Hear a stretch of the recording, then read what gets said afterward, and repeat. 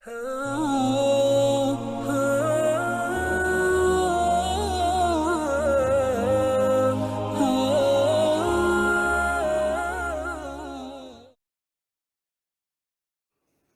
علیکم ورحمۃ اللہ وبرکاتہ۔ الحمدللہ رب العالمین والصلاة والسلام علی رسولہ الکریم، اما بعد، اعوذ باللہ من الشیطان الرجیم، بسم اللہ الرحمن الرحیم، رب اشرح لی صدری ویسر لی امری واحلل عقدۃ من لسانی یفقہوا قولی۔ اللہ کی توفیق سے آج ہم سورۃ الفاتحہ کی اگلی آیات کی تفسیر پڑھیں گے۔ پریویس آیت میں ہم نے اللہ کو مالک مانا، تو اگلی آیت میں بندگی کی بات ہے، کیونکہ جب اللہ مالک ہے تو پھر ہم کیا ہوئے؟ بندے ہیں۔ ایاک نعبد و ایاک نستعین۔ ایاک، اس لفظ کا مطلب کیا ہے؟ صرف اور صرف تیری، اونلی یورز۔ یہ لائلٹی والا کلمہ ہے اور اس لفظ سے سنسیئرٹی کی فیلنگ ابھرتی ہے دل میں۔ اور یہ لفظ 2 بار آیا ہے اس آیت میں، ایاک نعبد و ایاک نستعین۔ ہم صرف تیری ہی عبادت کرتے ہیں اور تجھی سے مدد مانگتے ہیں۔ عبادت سے مراد کیا ہے؟ عبادت اطاعت اور فرما برداری کا نام ہے، اللہ کی بندگی اور غلامی کا نام ہے۔ آسان الفاظ میں سمجھنا چاہیں تو یہ وفاداری اور توحید پرستی ہے۔ عبادت اللہ کا حق ہے اور ہماری زندگی کا مقصد ہے۔ قال اللہ تعالی فی القرآن المجید بعد اعوذ باللہ من الشیطان الرجیم وما خلقت الجن والانس الا لیعبدون۔ میں نے جنوں اور انسانوں کو صرف اس لیے پیدا کیا کہ وہ میری عبادت کریں۔ آگے ہے وَإِيَّاكَ نَسْتَعِينُ، یہ دوسرا وعدہ ہے کہ ہم تجھ سے ہی مدد مانگتے ہیں۔ اس آیت میں ہم نے اپنی بے بسی کا اظہار کرتے ہیں اور یہ اقرار کہ ہمیں اللہ کی ضرورت ہے۔ یہ آیت ہر سلیم الفطرت مسلمان کا عہد ہے اللہ سے۔ عہد کیا ہوتا ہے؟ جیسے اوتھ بولتے ہیں نا انگلش میں، اوتھ ٹیکنگ، تو ایک پرومس، ایک وعدہ ہے جو ہم اللہ سے ہر روز ہر نماز میں بلکہ ہر رکعت میں کرتے ہیں۔ ایاک نعبد و ایاک نستعین، کہ یا اللہ ہم صرف تیرے وفادار ہیں، کیونکہ تو ہی مشکل کو دور کرنے والا ہے اور ہماری حاجتوں کو پورا کرنے والا بھی تو ہی ہے۔ اتنا بڑا وعدہ کرنے کے بعد انسان کو اس پر قائم رہنا چاہیے۔ انسان کو توحید پرست ہونا چاہیے، اور توحید کا مطلب کیا ہے؟ کہ ایک اللہ کو ماننا، ایک اللہ سے وفاداری کرنا، شرک بالکل نہیں کرنا، کیونکہ شرک سے اللہ سے بے وفائی کی بو آتی ہے، اور شرک ایسا گناہ ہے جس کو اللہ معاف نہیں کرے گا جب تک مشرک توبہ کر کے مومن نہ بن جائے اپنی زندگی میں، اور اگر مشرک ہی کی حالت میں فوت ہو جائے تو اس کو اللہ کبھی بھی معاف نہیں کرے گا۔ شرک اتنا بڑا گناہ ہے بارگاہ الہی میں۔ ہر نماز میں اس آیت کو پڑھنے کے بعد اس اقرار کو، اس وعدے کو، اس عہد کو یعنی کانٹریکٹ کو کیسے کوئی بھلا سکتا ہے؟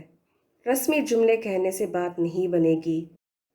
ایک طرف ہم دعویٰ کرتے ہیں کہ ہم صرف تیری عبادت کرتے ہیں اور شرک نہیں کریں گے اور صرف تجھ سے ہی مانگتے ہیں اور مانگیں گے، اور نماز ختم ہوتے ہی نظر و نیاز، سجدے، منتیں، دعائیں کسی اور سے کرتے ہیں، بھروسہ اور توکل کسی اور پر کیسے کر بیٹھتے ہیں؟ ہمیں اپنے رب کی، اپنے مالک کی بات مان لینی چاہیے اور اللہ کے اوبیڈینس میں زندگی گزارنی چاہیے۔ اگلی آیت ہے اہدنا الصراط المستقیم، ہدایت دے ہمیں سیدھے راستے کی۔ یہ دعا ہے جو ہم مانگ رہے ہیں اللہ سے کہ ہمیں سیدھی راہ دکھا اور اس پر چلا۔ یہ پچھلی آیت میں ہم نے اللہ سے مانگنے کا وعدہ کیا تھا نا کہ ہم صرف تجھ سے ہی مانگتے ہیں، تو اس آیت میں اللہ تعالیٰ نے دعا سکھا دی کہ سب سے پہلے ہدایت کی دعا مانگنی چاہیے، اور یہ زندگی کی سب سے بہترین دعا ہے۔ اس دعا کو پورے دل سے مانگنا چاہیے۔ انسان کو اللہ نے کمزور پیدا کیا، پھر ایسی دنیا میں ہمیں بھیجا گیا ہے جس میں رنگینیاں اور رونقیں ہیں، ماحول اور معاشرے کی ایکسٹرنل پریشرز ہیں، اپنے نفس کی خواہشات ہیں، اور اوپر سے شیطانی وسوسوں سے گھرے ہوئے ہیں۔ ان سب چیزوں سے ڈیل کرنا مشکل ہے اور زندگی کی صحیح راہ سے پھسلنے اور بھٹکنے کے پورے چانسز ہوتے ہیں۔ اسی لیے اللہ سے ہدایت کی دعا کرنا ضروری ہے۔ سیدھے راستے کی دعا، الصراط المستقیم۔ یہ کون سا راستہ ہے جس کو ہم دعا میں مانگ رہے ہیں؟ وہ سچا راستہ جو جنت تک لے جائے، وہ راستہ جس کی منزل جنت ہے، وہ راستہ جو بندے کو جنت میں پہنچا دے۔ یہ بیسیکلی دو راستے ہیں۔ ایک راستہ ہماری دنیاوی زندگی ہے اور دوسرا راستہ آخرت میں پل صراط کا ہے۔ پھر دنیاوی زندگی کے کئی راستے ہیں، بہت سارے ادیان اور کئی سارے مذہب جس کو فالو کرتے ہیں، لیکن صحیح راستہ جو جنت تک لے جائے وہ قرآن اور سنت کا راستہ ہی ہے۔ دوسرا راستہ آخرت میں پل صراط ہے۔ اس کے بارے میں ہم سب نے سنا ہوا ہے، سنتے آئے ہیں، اور ایک بات جو بہت معروف ہے وہ یہ کہ پل صراط بال سے باریک ہے، تلوار سے تیز ہے۔ یہ بالکل صحیح سنا ہے ہم سب نے۔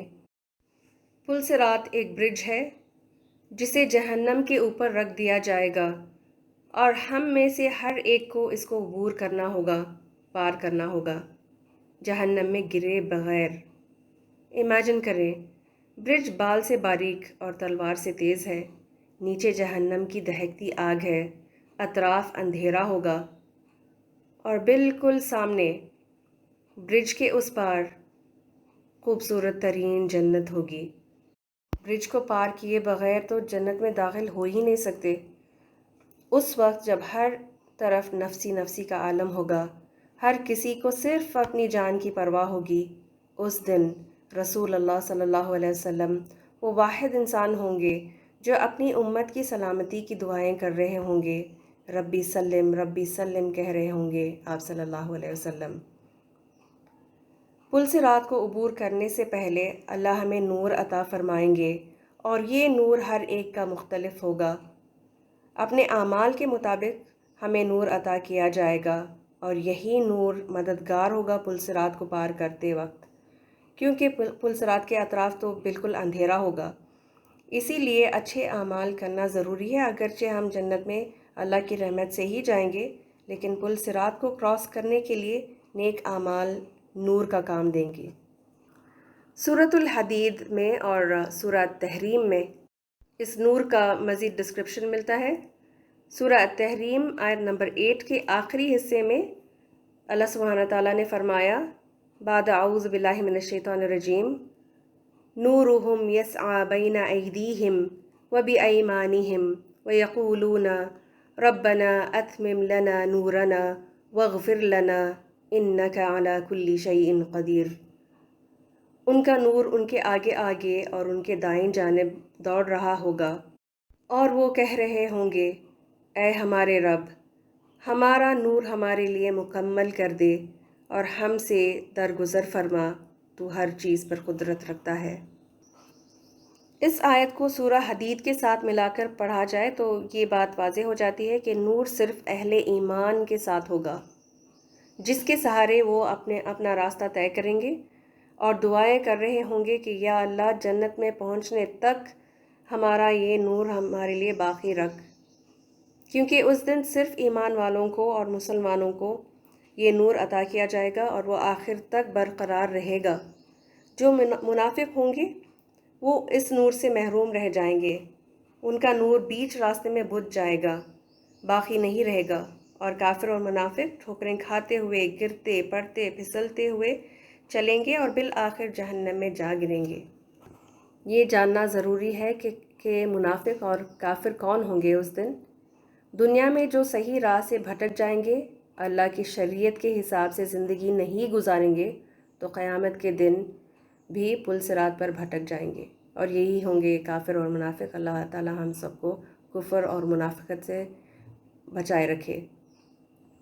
اور سچے ایمان والوں کا حال کیا ہوگا؟ بجلی کی رفتار سے بہت ہی تیزی سے آن کے آن میں پل صراط کو پار کر لیں گے اور جنت کو پا لیں گے بإذن اللہ تعالی۔ اللہ ہمیں ان اہل ایمان میں شمار کر دے اور ہمیں ایسا نور عطا کرے جس کے سہارے ہم پلک جھپکنے کی دیر میں پل صراط کو بخیریت پار کریں۔ آمین یا رب العالمین۔ سبحانک اللہم و بحمدک، نشہد ان لا الہ الا انت، نستغفرک و نتوب الیک۔ السلام علیکم ورحمۃ اللہ وبرکاتہ۔